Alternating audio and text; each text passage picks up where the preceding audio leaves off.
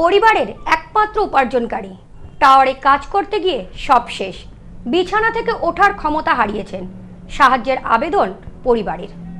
অসুস্থ ছেলের চিকিৎসার জন্য সাধারণ মানুষের কাছে সাহায্যের আবেদন অসহায় মায়ের করুণ আর্তি, ছেলেকে বাঁচান।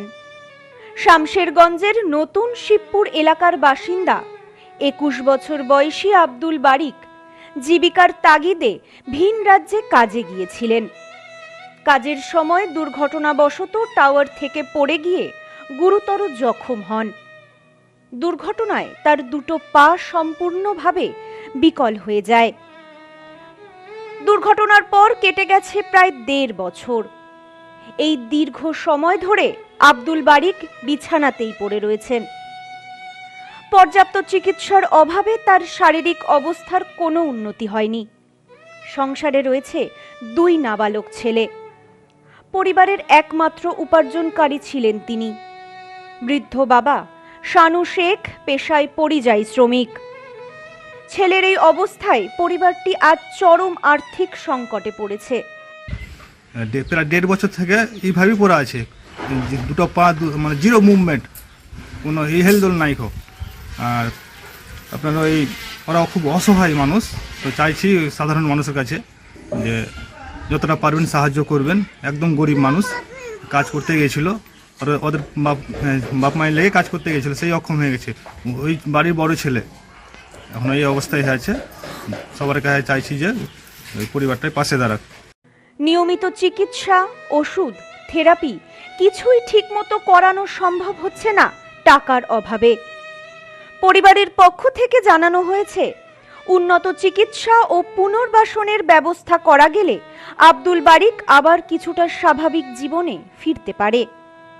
কিন্তু সেই চিকিৎসার খরচ বহন করা তাদের পক্ষে অসম্ভব। এই অবস্থায় আব্দুল বারিক ও তার পরিবার সমাজের সকল মানুষের কাছে সাহায্যের আবেদন জানিয়েছেন। যে যার সাধ্য অনুযায়ী সহযোগিতা করলে এই অসহায় পরিবারটি নতুন করে বাঁচার আশা পেতে পারে। মা বলেন, ছেলে পরিবারের অভাব ঘোচাতে বাইরে কাজে গিয়েছিল, কিন্তু দুর্ঘটনায় ছেলে শয্যাশায়ী হয়ে যায়।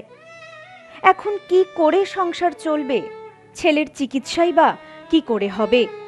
সেটা ভেবে ঘুম উড়েছে আমাদের। ভালো ছেলে পাঠাইনু, খাটতে যে পড়ে গেল। 15 দিন হয়েছে টাওয়ার থেকে পড়ে গেছে। টাওয়ার থেকে পড়ে যে ও কোম্পানি যা পয়সার খরচা করা সব অপারেশন টপারেশন মারা খবর দিয়েছিল আমরাকে, তো মরে গেছে কহলে। তো মরে যে তো এর নিয়ে আসবো কী করে? তো কোম্পানি কইছে কি না, 2 দিন পর তখন জ্ঞানটা ফিরেছে। তো জ্ঞানটা ফিরার পরে তখন এরকম অবস্থা হয়েছে। এখন পা উঠে না, পায়খানা করছে। গরিব মানুষ, ডাক্তারের দেখাতে পারি না, কি করবো? কাছে সাহায্য চাচ্ছি আমি। Bureau report, news no man's land, Shamsherganj. Sampriti guest house, hotel and restaurant. সমস্ত আধুনিক সুবিধাযুক্ত AC double bedroom, standard double bedroom, twin bedroom, deluxe double bedroom. আমাদের হোটেলেই রয়েছে বাঙালির খাবার সহ মাল্টি কুইজিন রেস্টুরেন্ট। শহরের মধ্যে অথচ সম্পূর্ণ নিরাপদ পরিবেশে থাকা খাওয়ার একমাত্র ঠিকানা Sampriti guest house, hotel and restaurant, Chakdah road, টবাজার, বনগাঁ। ফোন 03215257603।